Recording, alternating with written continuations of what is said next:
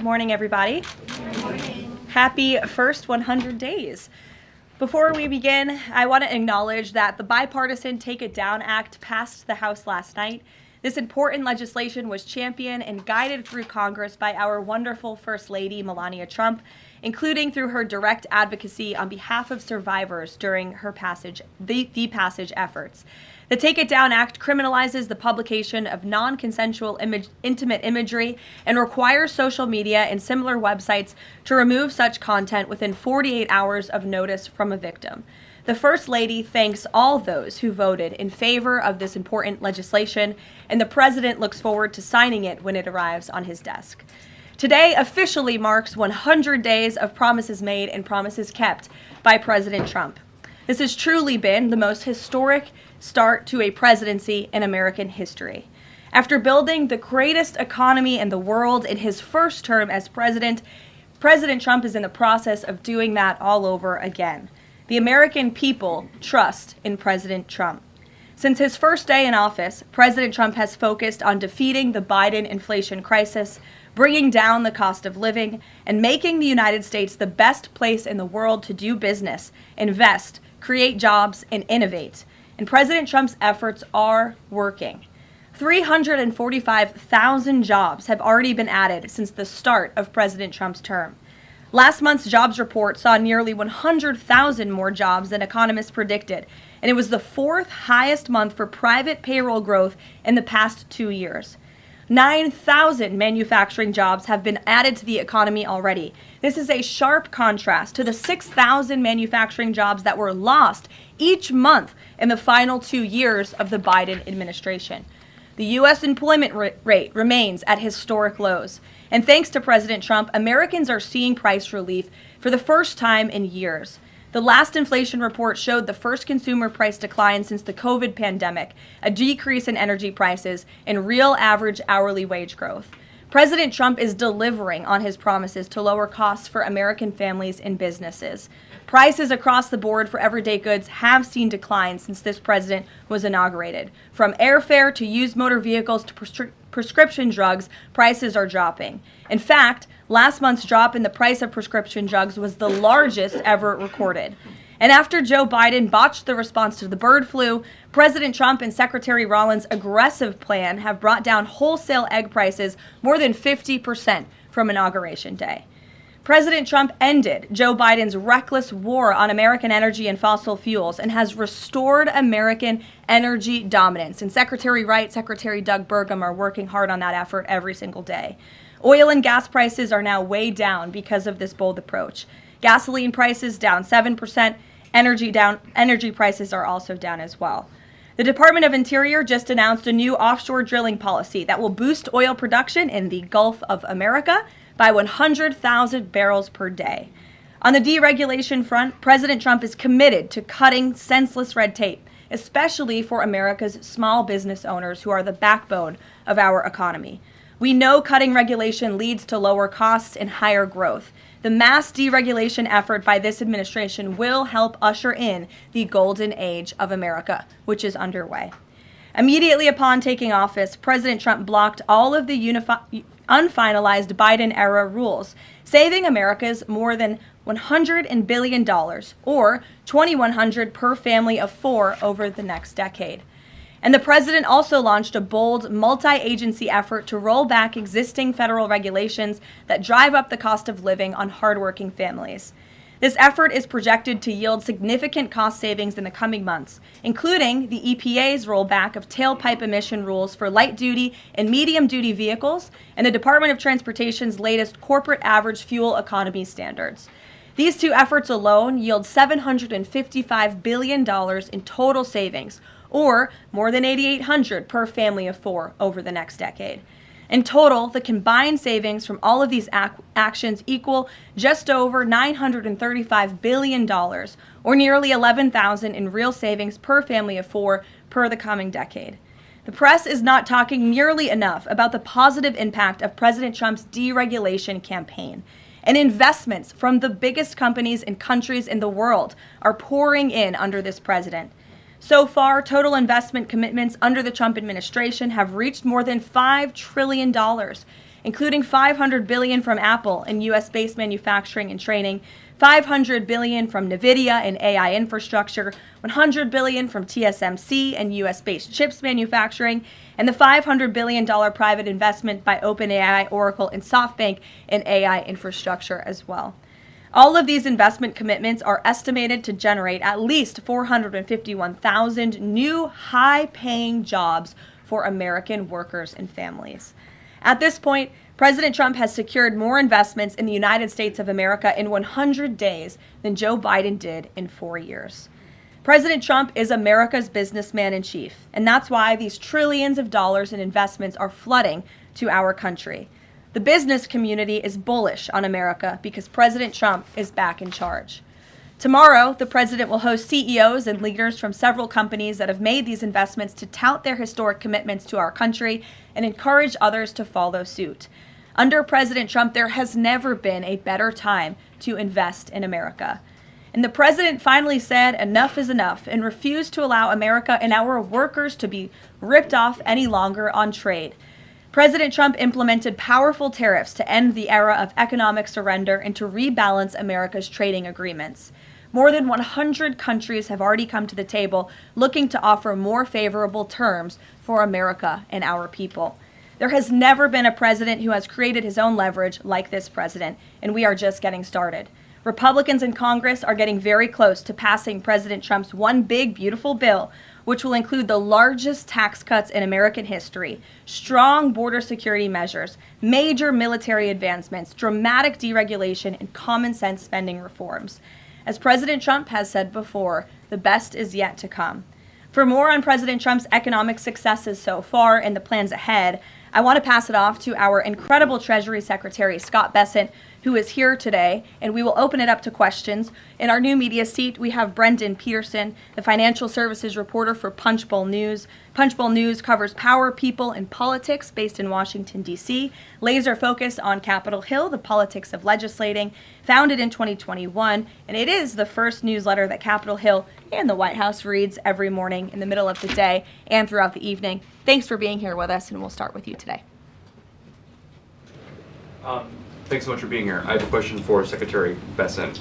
On tariffs, the president said over the weekend that we are hoping that maybe tariff revenues could replace income tax. But we also keep hearing about the deals that the administration is pursuing. So my question is, what is the White House's ultimate objective here? Do you want to have long-term tariff revenue or deals that might reduce those tariffs?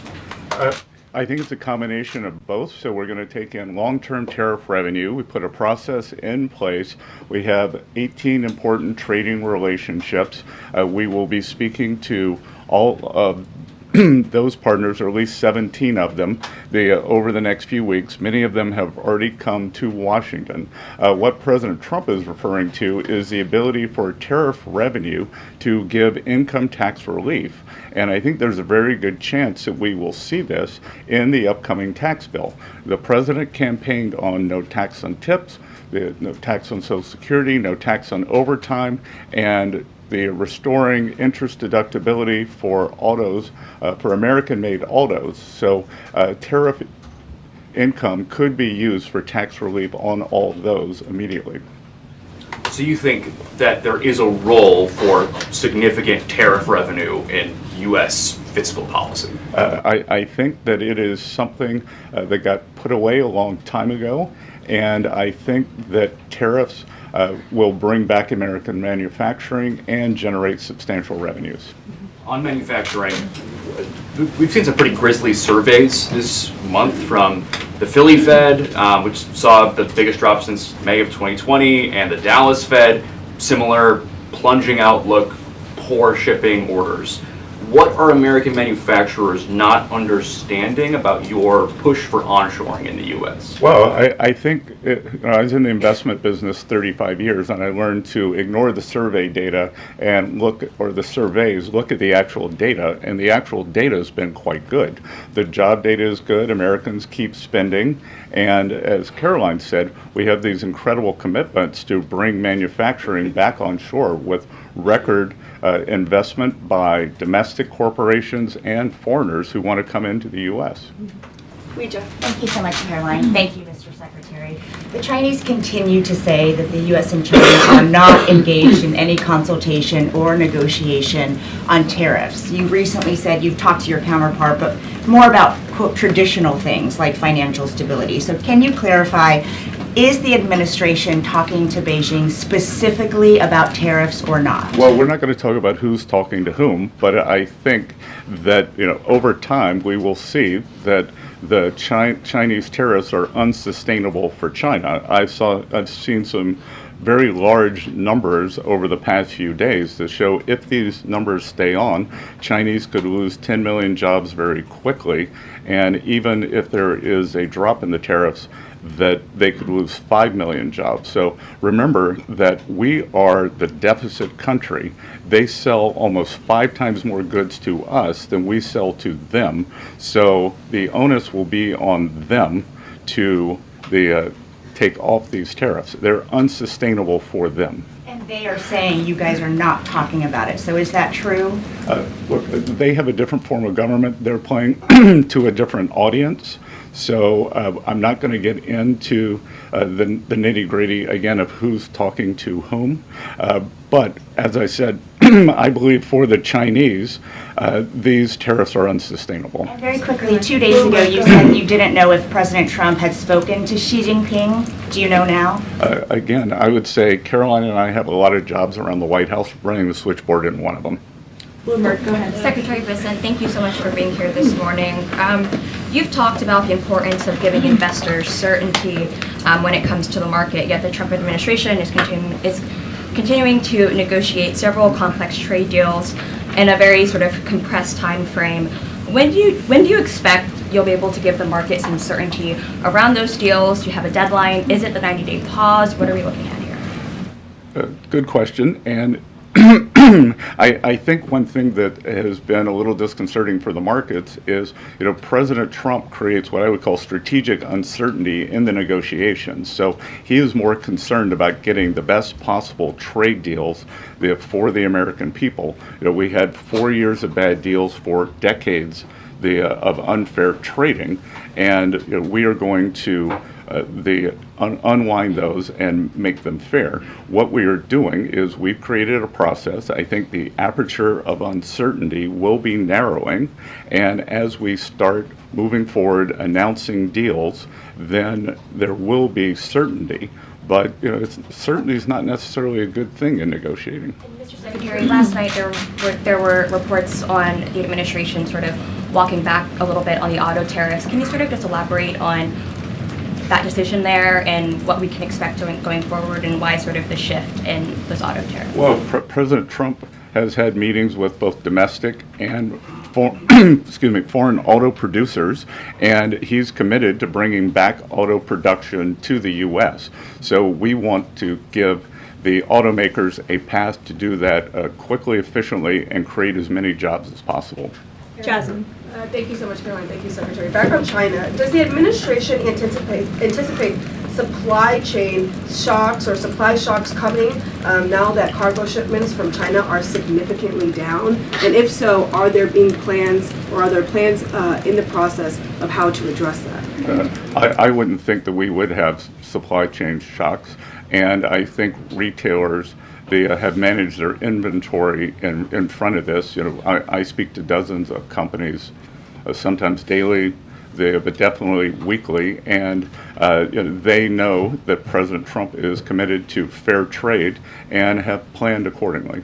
And then second question, can you outline the timeline for when you think some of these deals, particularly with your Asian countries like India, Japan, South Korea, you may have an announcement? I'm glad you brought up our Asian trading partners and allies. They have been the most forthcoming in terms of doing the deals.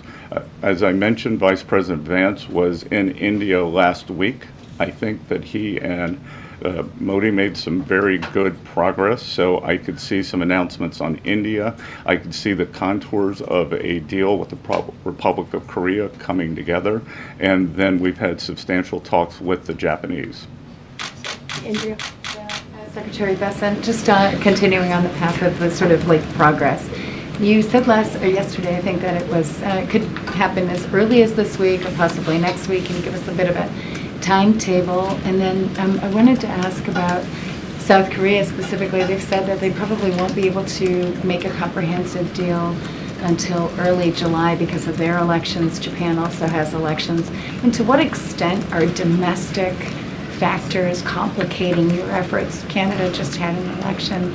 You know, are you seeing that you might have to think about delaying the 90 days? Well, I would actually take the opposite tack, that I think from our talks that these governments actually want to have the framework of a trade deal done before they go into elections to show that they have successfully negotiated with the United States. So we are finding that they are actually much more keen to come to the table, get this done, and then go home and campaign on it.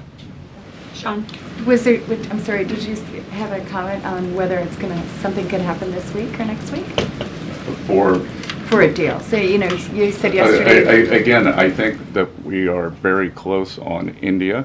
And in India, just a little inside baseball, India, in a funny way, is easier to negotiate with than many other countries because they have very high tariffs and lots of tariffs. So it's much easier to confront the direct tariffs when as we go through these unfair trade deals that have been put in over decades, that the non-tariff trade barriers can be much more insidious and also harder to detect. So a country like India, which has the posted and ready tariffs, it's much easier to negotiate with them. So I think the India negotiations are moving well. Sean, go ahead. Hi, Mr. Secretary. So it was reported this morning that Amazon will soon display a little number next to the price of each product that shows how much the Trump tariffs are adding to the cost of each product. So isn't that a perfect crystal clear demonstration that it's the American consumer and not China who is going to have to pay for these policies? I will take this since I just got off the phone with the president about Amazon's announcement. This is a hostile and political act by Amazon. Why didn't Amazon do this when the Biden administration hiked inflation to the highest level in 40 years?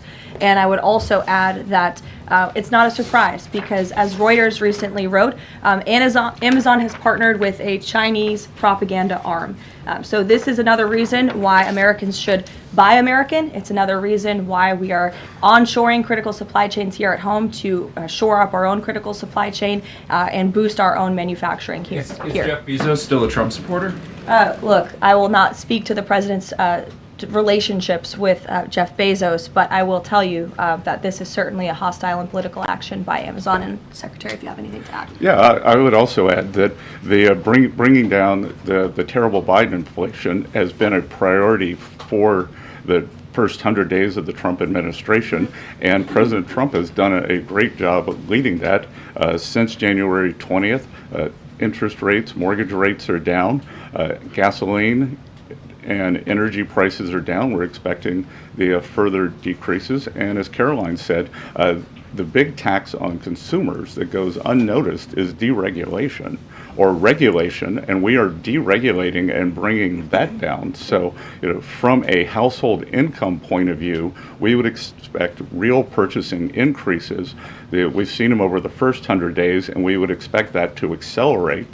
We are doing peace deals, trade deals, tax deals, and deregulating. And the deregulation is a longer lead time, but I think by the third and fourth quarters, that's really going to kick in.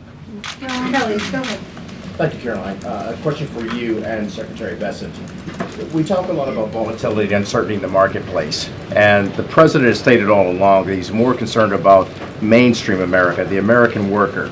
You just talked about deregulation and this entire fair trade and reciprocals. What is your message to the American people in terms of letting them get through this disturbance and the outcome being greater and a greater good for the American worker, the American people, the American families? I would say trust in President Trump. There's a reason he was reelected to this office. It's because of the historic success of his economic formula in the first term, and as I laid out at the beginning of the briefing and the Secretary has talked about and the President talks about every day, there's a proven formula that works.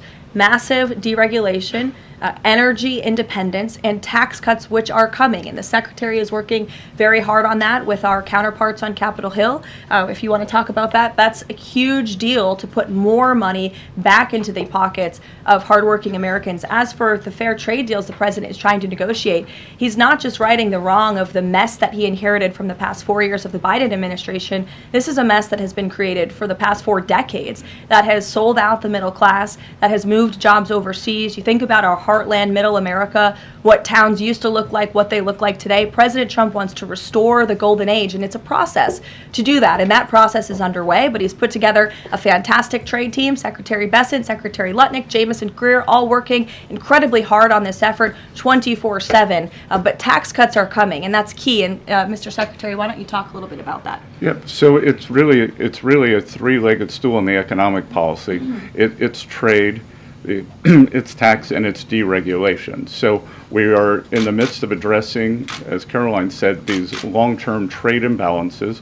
The tax bill is going much better than I would have thought when I took office on January 28th, and that's through President Trump's leadership. That Speaker Johnson, Leader Thune are united.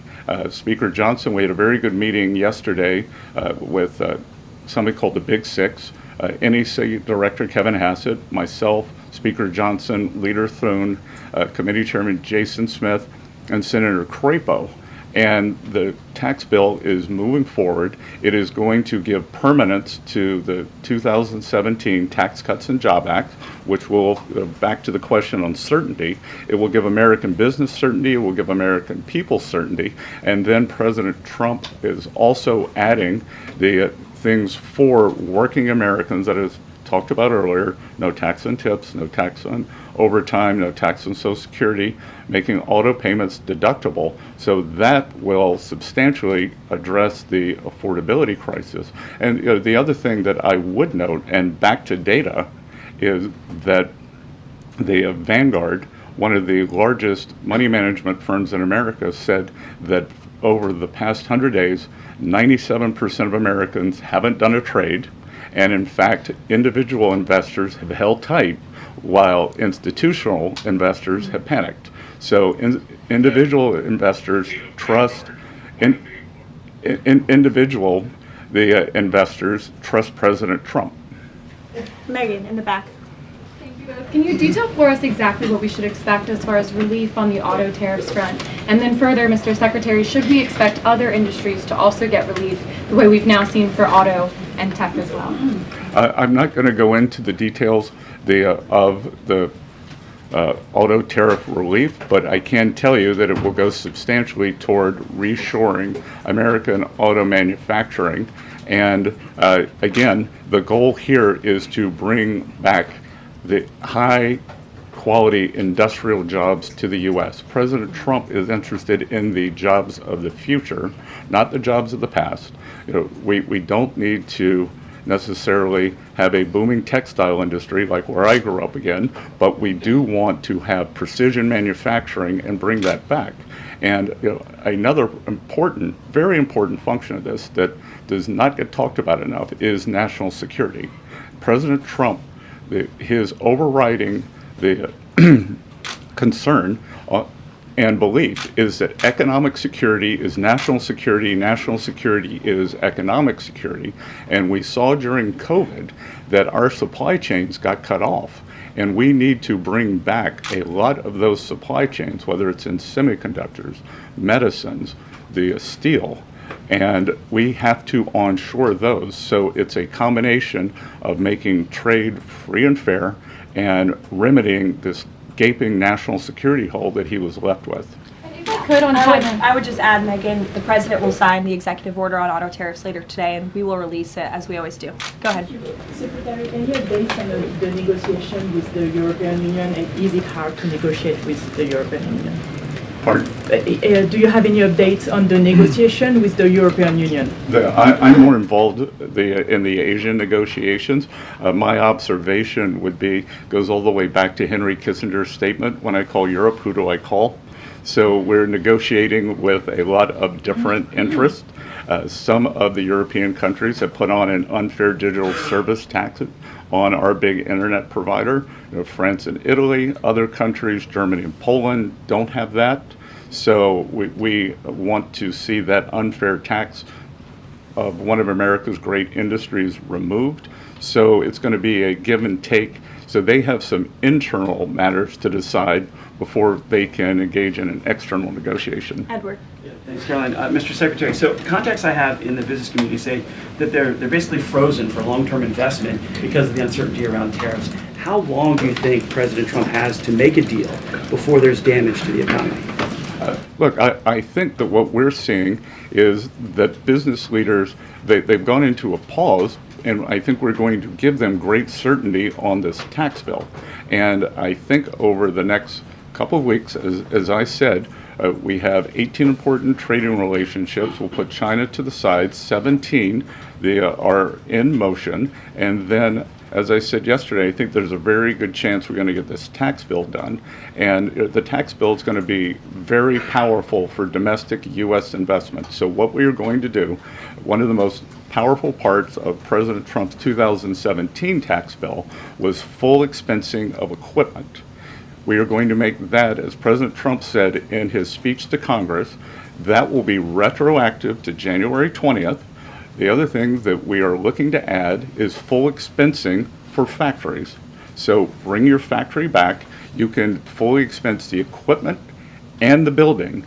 We will couple that with deregulation, cheap energy, and regulatory certainty, and that will continue to make the U.S. the greatest destination for domestic and foreign investment. And the president, well, if I could follow, just the president said that world leaders would like to meet with him in Rome, in Vatican City, about trade. Other than President Zelensky, who did the president meet with, and about trade, and when could we get some of those deals? The president met with President Zelensky, as you know, which we talked about, and the president continues to be engaged with his fellow fellow leaders around the world in the European Union. You've seen many of them visit the White House. I want to harp on, in closing, the point the Secretary just made. On the campaign trail, the president promised the American public that he was going to make America the best country in the world to do business again. The lowest taxes, lowest regulation, lowest energy costs of anywhere in the world. And if you do business in the United States, you won't pay a tariff, you won't pay a price. That's not just good for companies around the world, but it's good for the American worker. That's what this team is focused so hard on every day. We have work to do. The golden age of America is underway. But as I pointed out in the beginning, there's a lot of reason for the American consumer, the American CEO, the American small business owner to be confident and optimistic about this president and where we're headed. So you will hear more from the president himself later this evening. He is traveling to Michigan, as you all know. He'll make a stop at the Air Force Base with Governor Whitmer, and then we will head to a rally tonight where you'll hear more from him directly. So we'll see you in Michigan. Thank you, guys.